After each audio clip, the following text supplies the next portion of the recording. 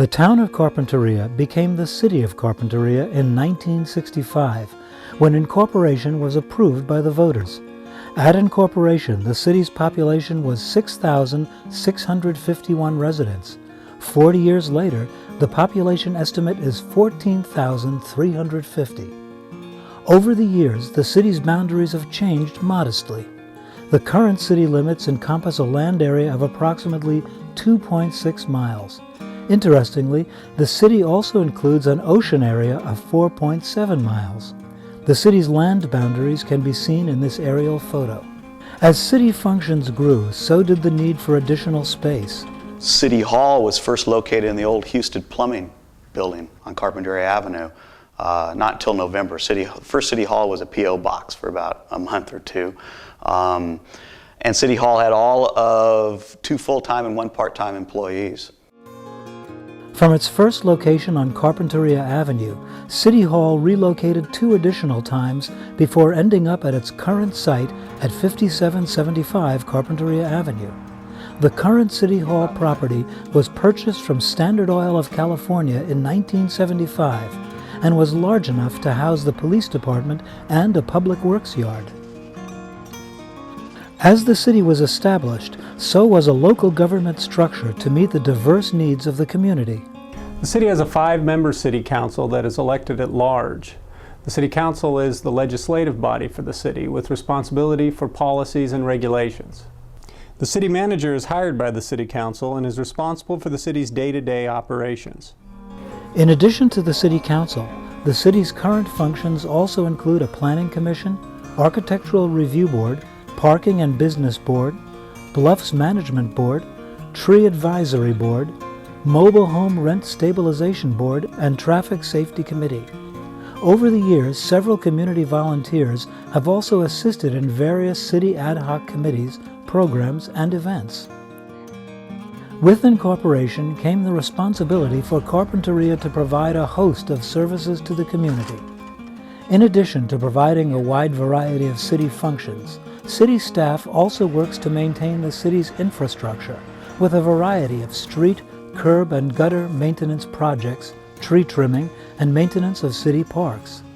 The city also has a full-service community development staff that provides development review, construction permitting, code enforcement, and building inspection. There is also a city department for general administration, which, among other duties, oversees the city's law enforcement services. Additional community services are provided by special districts, which include fire protection, water, sanitary, and schools. These various city functions not only enhance the city, but support new investment in the community while maintaining Carpinteria's small-town charm. Local government financing is much less certain than it was 40 years ago. When the city incorporated, most revenues for local services were generated locally and stayed local. Today, most funding for local services, including local property tax, is controlled by the state. However, with a strong property tax base, vibrant business community, and prudent financial planning, the city has been able to consistently meet the growing and changing needs of the Carpinteria community throughout its history. One area illustrating the successful investment by the city in the community can be seen in the upgrading and maintenance of Carpinteria's Downtown T business district, formed by Linden and Carpinteria Avenue. Along with other areas in the city, the downtown has enjoyed the benefits of careful renewal. Here in the Downtown T, we've done many things to make the town nicer while keeping its small town charm. I think one of the nicest things that we've done is we've added the Seal Fountain, which has become a great gathering place for the many events that we have here, as well as just for visitors that are walking by. We've added Mills Corner, which has become better for traffic flow and also a nice little park area. We have the Seaside Trolley now, which brings people to the shopping district and to outlying areas. Some other things we've done to the Downtown T is we've straightened out the sidewalks. We've added numerous plantings. Carpinteria Beautiful keeps up the flowers and makes the streets look attractive and nice. We've added some park benches and trash cans as well, which are important to keep our streets nice and clean. We've also added some very nice lighting fixtures, which also enable us to put our banners up for the various events we have during the year. Lots of nice things to do now in the downtown T. These renovations support local business and the downtown area as a central gathering place for community and civic activities. Here, parades are held, as well as other special events like the annual Avocado Festival.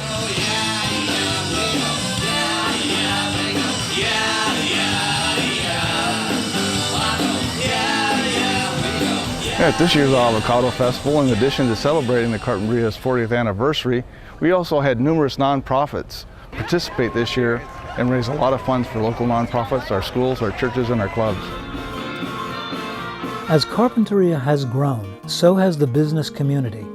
With over 2 million square feet of office, retail, and industrial R&D space available in the city, there are myriad opportunities for businesses, both small and large, to flourish. In fact, Carpinteria is host to a number of quality companies, including several corporate headquarters.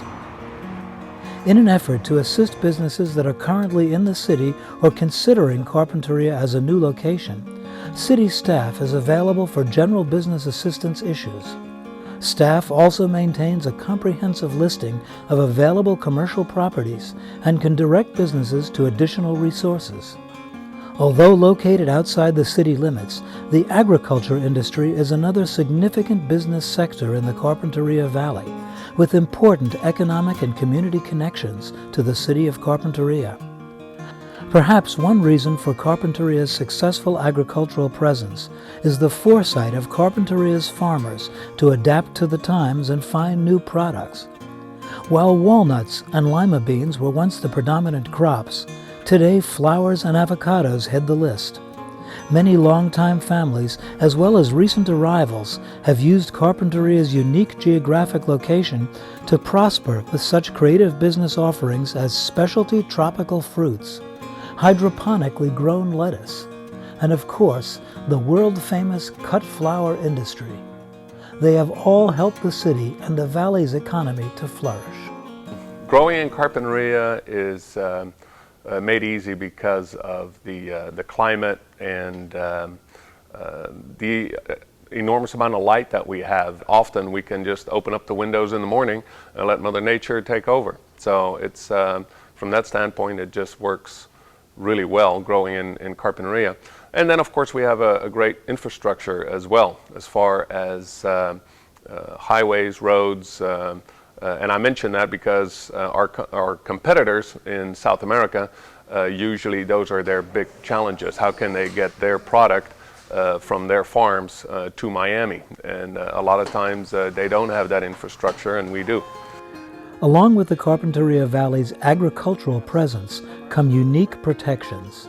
In 1978, the state of California enacted the California Coastal Act, which requires special safeguards for any area, such as Carpinteria, that lies within the coastal zone.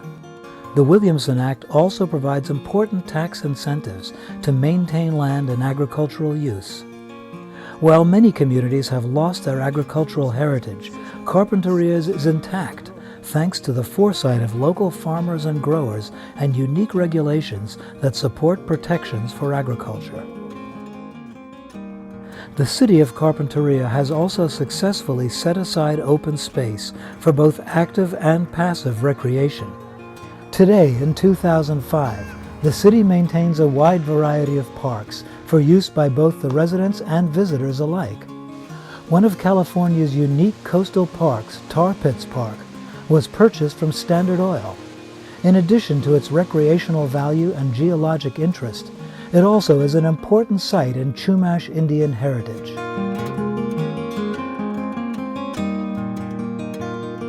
What an exciting moment this is. Today, In 1998, along with assistance from the Santa Barbara Land Trust, a citizen-led group helped purchase the Carpinteria Bluffs. This spectacular site, one of the few remaining bluff-top open spaces along the Southern California coast, is now owned and run by the city of Carpinteria as a public park and will remain open space in perpetuity.